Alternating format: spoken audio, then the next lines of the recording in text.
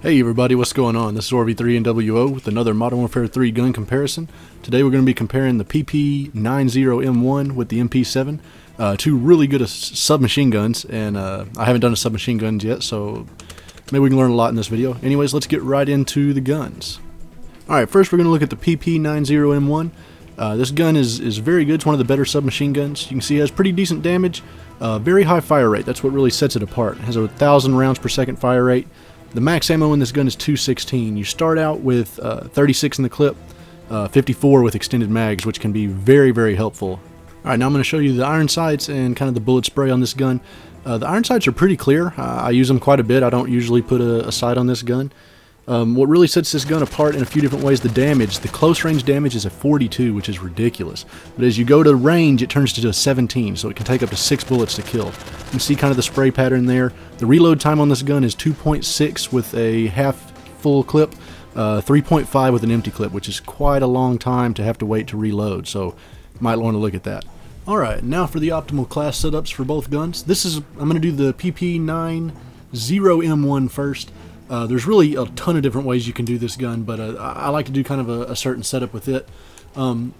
With this gun, it doesn't have a whole lot of kick, but I don't usually run kick on it anyway, just because it doesn't seem to have much. Range is a very intriguing proficiency to use with this. I've played around with it, and I really like it, but I haven't seen as huge of an impact as I have with focus. When I put focus on this gun and pair that with steady aim, this thing becomes a monster. So that's what I usually run. 2 attachments is my favorite proficiency. You can run that on any gun and slap whatever you like on there, but I tend to run focus because it just really helps me get the extra kill on guys when they're shooting me, which I run into a lot on this. I usually run the silencer when I only have one attachment to run. You can do anything, you can do red dot, or rapid fire bumps the fire rate all the way to full on this gun, so that's great. The hammer scope is one of the coolest looking things on the game, so you can run that. Extended mags is awesome. It gives this gun a ridiculous amount of bullets, but I tend to run silencer just to stay off the map. Secondaries, really, this is up to you guys, but I've been playing with the G18 a lot, and I like to keep my secondary silenced now. Akimbo has kind of gotten a little OP, so I tend to try and stay away from that if I can.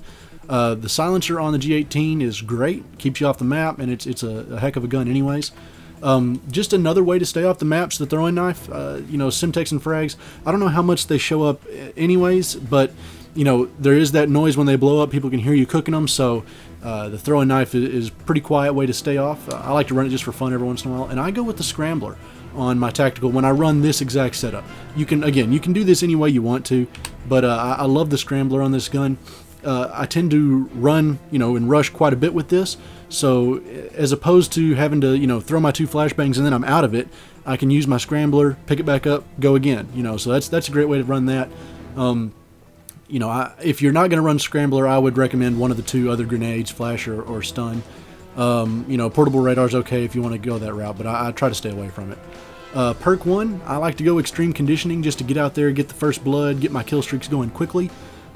This gun has a really high fire rate, so Scavenger Pro would not be a bad idea.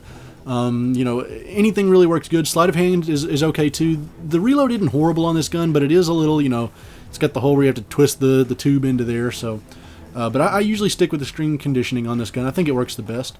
For your second perk, really depends on your playstyle. If you're rushing a lot, like I do with this gun, I run quick draw. Hardline's a great perk to run with anything. And blast shield will help you a lot too. If you're running around those corners with a, and you're not looking for claymores and stuff, that it can save your life. The scrambler tends to help with that, but so if you run one, switch to quick draw. If you don't run the scrambler, switch to blast shield. Perk 3, I always go with steady aim on submachine guns. There's a ton of ways to go. I know a lot of people love stalker, and if you can use it, that's great. I'm horrible with stalker, so I stay away from that. I usually go, it messes my aim up really bad, so I go with steady aim or dead silence, and with this particular gun, always go steady aim. So that's just kind of my idea. Again, strike package, you can do whatever you want. I love going assault with the Pred Chopper Reaper, but that's about it on this gun. And now for the MP7. It looks a lot like the PP90M1. There are a few differences. The fire rate is lower. It drops to an 895 rounds per second instead of 1,000. And the damage is a little different. It's 35 at close range, which isn't quite as good as the PP90M1. but it is a 20 at long range, so you can kill with 5 bullets instead of 6. Alright, now we're going to look at the MP7's iron sights and shot spray. I really like the iron sights on this gun. They're pretty open. This gun's reload time is a 3 with bullets in the clip, and a 3.6 with it completely empty, so it's pretty slow for a submachine gun. Has a really good spray pattern, just straight up. You get a lot of headshots with this gun. The max ammo is 240. You start with 40, and with extended mags you get 60. So that's a ton of bullets. This gun works a lot more like an assault rifle, I think, than a submachine gun, but it's just almost as powerful as most of the other submachine guns. Alright, now the optimal class setup for the MP7. I really love this gun, and it's probably more versatile even than the PP90M1 is. That name is so hard to say.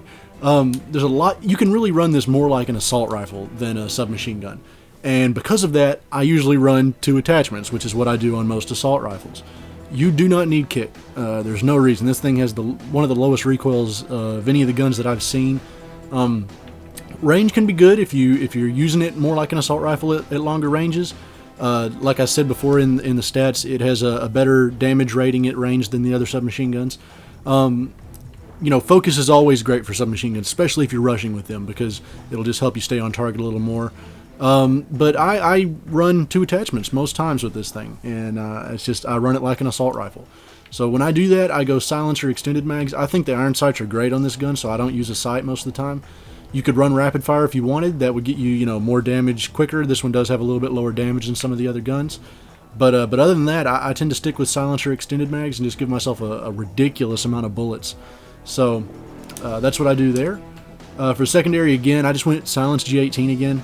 Like I said, this isn't the secondaries are real personal preference. It really depends on how you like to play and what you're good with. So that's what I use with most of my stuff right now. Lethal, since I do run this more like an assault class, I go Semtex. And then for my tactical, I've been running the trophy system on this class. This is kind of my try-hard class a little bit. So I've been running the trophy system to see how I like it, and I really love this thing. Your other choices, there's a ton of really good ones. Flash and concussion's what most people use. Scrambler would be great if you're rushing more, but the trophy system can work just as well. If you're rushing and you run in and you see, oh, there's 2 people here, you run back out. If you make it out, set your trophy system down. They're probably going to flash you, think they've flashed you, and then run in there. So that gets you a few kills like that. They're not going to be ready for you most times. That's why I like to do it. Sleight of Hand Pro is what I run on this gun because it has a pretty long reload time for a submachine gun. You could run Scavenger if you wanted, but there's so many bullets on this gun, you don't really need it. Blind Eye or Extreme Conditioning would be a good way to go, but I tend to stick with Sleight of Hand just to get me a quicker reload time. For my second perk, I go Hardline. Quick Draw would be great, Blast Shield's always good, but I tend to stick with Hardline just to get myself the kill streaks quicker. And then I usually go Dead Silence, and like I said, when it's my try-hard class, I go Dead Silence. When not, I will go Steady Aim, because I love Steady Aim. It just makes it, that much quicker to kill people if you don't have to aim down your sights. So I tend to stick with that. Anything else, Sit Rep, Stalker, if you're good with those, you can run that. The louder enemy footsteps work great, but I like having none of my sound so I can really tell where people are. Strike Package, again, I tend to run Assault most of the time, but you could really run anything you wanted with this. This one, like I said, is one of the most versatile guns in the game. So that's about it with it. Alright, to sum it up, I think the MP7 has a little less recoil, works a little more like an assault rifle, has better damage at range than the PP90M1 does. Its damage at close range is a little lower. It also starts with more bullets, has 40 to start with, 60 if you use extended mags, which is an insane amount. I like to go with it a little more, but the PP90M1 has a definite spot. I use it all the time as well. Works a little better with hip firing, I feel. It may just be a personal thing, but anyways, let me know what you think in the comment section, and remember to vote for what you want to see in the next one on my Facebook page. I'll catch you guys next time.